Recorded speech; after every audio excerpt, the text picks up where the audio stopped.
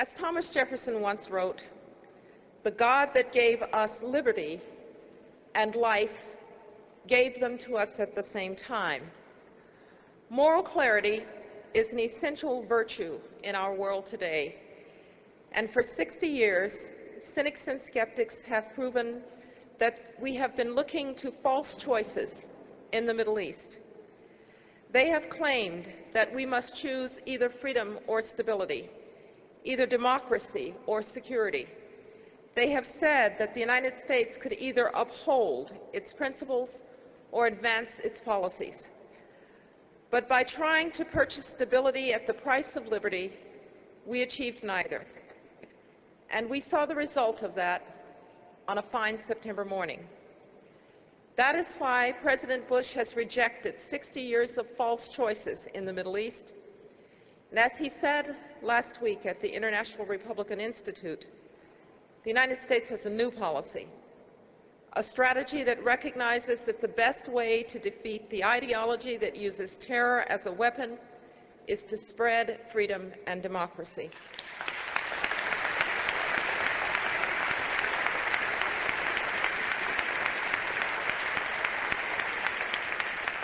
The President holds the deep belief that all human beings desire and deserve to live in liberty. This idea, of course, did not immediately find favor. Many continued to defend the false choices of the past. But we knew then, and we know now, America's message is clear. Our principles are sound and our policies are right. And today, the nations of the world are finally joining with the United States to support the cause of freedom.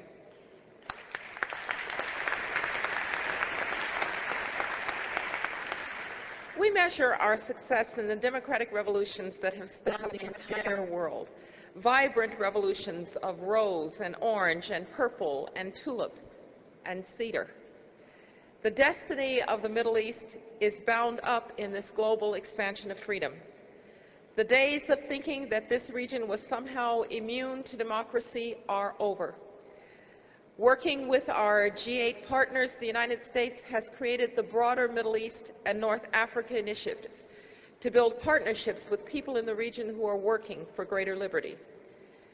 The flagship of this bold new policy is the Forum for the Future, an unprecedented international venue to amplify the voices of reform that are redefining the region.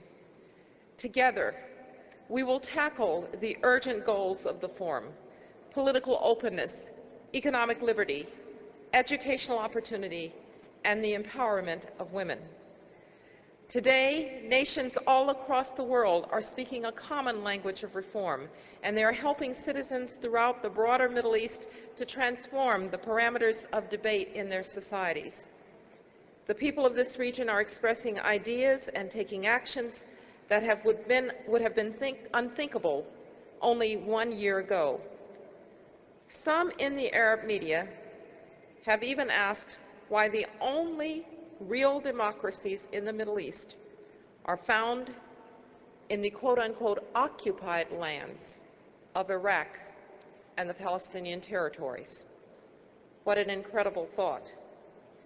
Today, citizens in the region are demanding that their governments respond to this simple, audacious question. And many states will have to answer their people's call for genuine reform. Jordan and Bahrain and Qatar and Morocco are all taking steps to introduce greater openness into their political systems. Egypt has amended its constitution with electoral reform, and even Saudi Arabia has held multiple elections. And just last week, remarkably, the Kuwaiti legislature granted its women citizens the right to vote.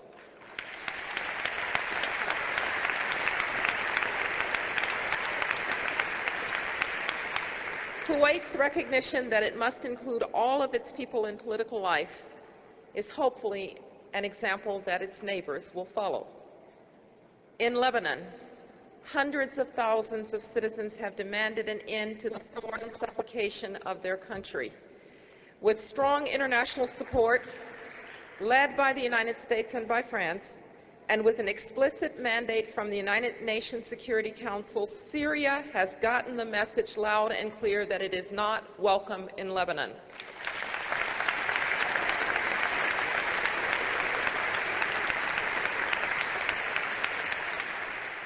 The Syrian regime has withdrawn its decades-long military presence.